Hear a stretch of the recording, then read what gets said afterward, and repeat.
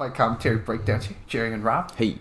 A lot of you have seen this fight, but Rob has not seen this fight. This is one of the most defining commentaries we did on this channel, so I wanted to bring Rob in because he's awesome, and he can provide some insights. Rob and I were going over some boxing today, so this is perfect. The guy on the left is a boxer. He had an accident with his right hand, so he can't use his right arm, so he only uses his left arm. So he's a one-armed boxer. Gotcha. And then the guy on the right's a third-generation Ip Man Wing Chun master, self-proclaimed master. Nice. So he studied under one of Ip Man's later students, I believe.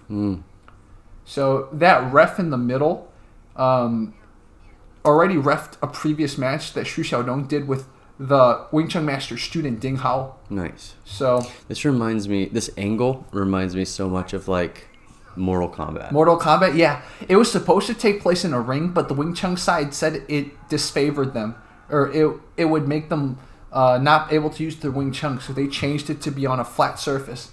Gotcha. So that's why it's like kind of on pavement too. What is the reasoning behind that? How does a ring diminish your Wing Chun? I have no idea, but they refused to fight in the ring. So look at the horrible Kairuns. Oh, good kick on Yu Changhua. Oh, nice little strike there. Look at the boxer. Yu Changhua's like ate one punch and he's like, I don't know what It's interesting that the boxer is using his backhand, like the power hand. You'd think that he would use the jab, the front hand. The jab, like yeah. he would switch to southpaw. Yeah. But he has not. Yeah. Or sorry, excuse me, orthodox, because he's striking with yeah. his southpaw here.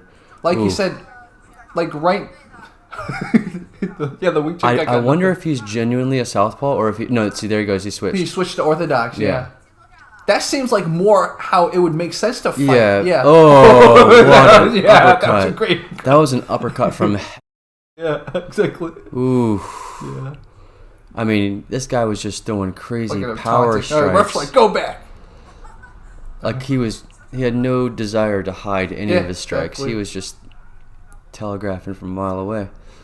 But, wow. Yeah. I mean, I would totally use my jab, Uh-huh. but he was going for broke. Makes sense. He wanted to do because your lead hook can be just as strong as like a hook coming from the back arm. Totally. I mean, Conor McGregor's famous for the lead hook.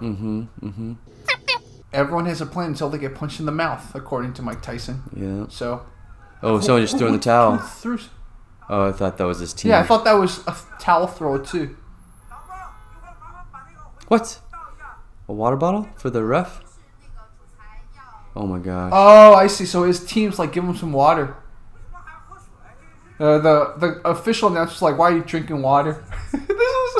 It's fun to watch the second time. I didn't notice these things the first time I watched. That's the craziest thing I've ever seen. Yep. Not ever, but close. So Wing Chun guy tried to throw chops. He's going for these like fast techniques, but they're not going to do anything. Now that he's got him dazed, he's kind of being a little bit more hesitant. Yep. Oh, guy's going for chopping hammer fists. Yep. Ooh. His face is incredibly exposed. Yeah. Yeah, Wing Chun guy. His kicks are very weak too. His hips are not open at all when he's kicking, so it cuts off his range of motion. Yeah. His hands are very low. Yeah. He really needs to. Look at that. He's looking away. Yeah, he after looked away, man. How is he a master? You know, you can if you're not doing kicks, you can tilt your. That's actually really good 12-6 downward elbow strikes. A little redundant, sorry, but sometimes when you're jabbing, you can lean down like that as long as there's no kicks allowed. Like true boxers can lean their head down like that and take their head off a center line. But as you saw in the Daniel Cormier fight, when he's throwing strikes like that and he leaves his head down, you're susceptible to head kicks. Yeah, makes sense. So Xiong Chengcheng is back in orthodox now. Mm-hmm. Oh, see, he switched. Yeah. I guess when he wants to go for power, he switches to south. I guess he has to adapt since he only has one arm when he boxes. This guy's looking at his feet. He's like looking at the shoes. Yeah. This is not good. I mean, there is footage that exists of our Wing Chun guy, Yu Changhua, doing some sparring. But the thing is... Sparring is so different. Than fighting. Sparring, you're relaxed. You're not throwing full power. Yeah. And then...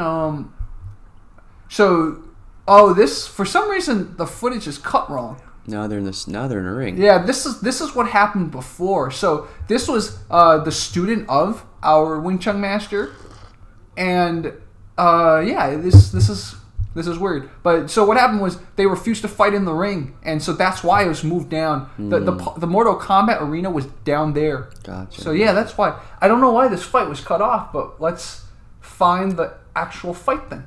So this is the end of round 1. Yeah. Oof. And it does go to round 2, so we saw that the 12-6 elbows. Yeah, those, like, if he had hit him in the right spot in the back of the neck, he could completely kill him. Yeah, because you can disconnect the pawns right there at the base of the head, at the top of the neck. That's why rabbit punching is not allowed. It's not allowed. Makes sense. You can completely murder somebody.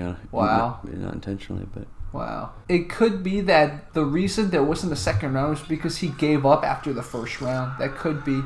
I would assume so. Yeah, because he's not on the same level as our boxer. And it's really sad, too. You're a self-proclaimed master, but you just lost to a one-armed boxer. Yeah. And I get it. The one-armed boxer fights professionally, but he's just a one-armed boxer. He's not like Lomachenko. He's just a regular one-armed boxer. Yeah. So... And you're a self-proclaimed Ip Man Wing Chun guy. I mean, this guy he's got good footwork, and he's taking his head off the center line multiple times. Yeah. Which is good. And honestly, it's a lot of self-discipline to hold that hand behind your back. Yeah, exactly. Exactly. The hand behind the back almost like it's a muscular endurance because it's an unnatural position. Yeah. So it's taking up energy. Mm-hmm. I mean, like right here, your instinct would be to cover up. Yeah, exactly.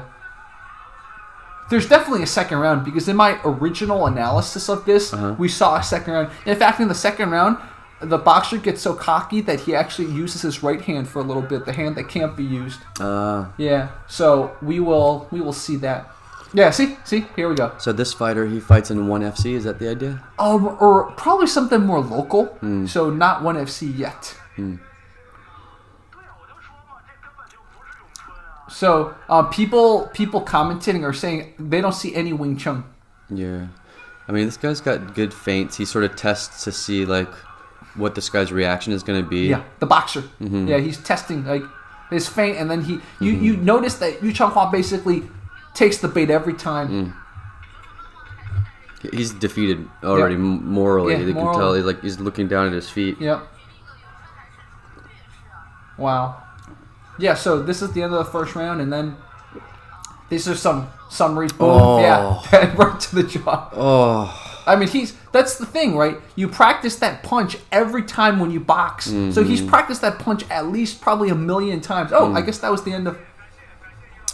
Yep, so the win was given to him. I thought there was a second round, but I guess I gave Wing Chun guy too much credit. Look at him; he's so demoralized. Yeah, I would be too, man. If I was striking with somebody who was only using one arm, and he was beating me, I would be like, "Oh, come on, let's stop." Yeah, no, you're completely right. Oh man, we can say it's pathetic, but I remember getting wrecked the first day that I realized how real jiu-jitsu was. Yeah, you know, so you just don't want to discover reality when you're in an actual fight. Yeah, exactly. You want to discover it in the gym. Yeah, exactly. So I don't want to disparage this guy because at least he took the challenge, and that takes a lot of heart. Yeah. But he's finding out the reality of the situation at the wrong time. Yeah, exactly. Because I've been humbled, just like this guy's been humbled. Yeah. Just at a different scenario. Yeah, exactly. After this fight, he made a lot of excuses. So if you guys haven't seen the excuse video, it's all translated on Fight Commentary Breakdowns, so go ahead and watch that. On top of this, guys, we will do more of these analysis. Potentially, I'll bring Rob on to analyze Xu Xiaodong's first fight. I think that would be kind of cool. Sounds good. So, guys, Fight Commentary Breakdowns, more to come. Go practice jiu-jitsu. Yeah, go practice jiu-jitsu and go practice boxing. But if you do practice boxing, tell them. Don't, if someone wants to spar with you on your first week, don't spar. Just be like, it's my first week. Just be assertive. Yeah. And that way you don't get your head knocked. You can learn a lot by watching in the gym. Yeah. You don't have to necessarily spar in order for you to. Not everybody's meant to be a fighter. Yeah. Not everybody's meant to be a pro fighter. Yeah. Just go and watch and learn and absorb that. Some of the you can learn a lot just from watching the greats. Exactly. Okay, guys, this is Fight Commentary Breakdowns out.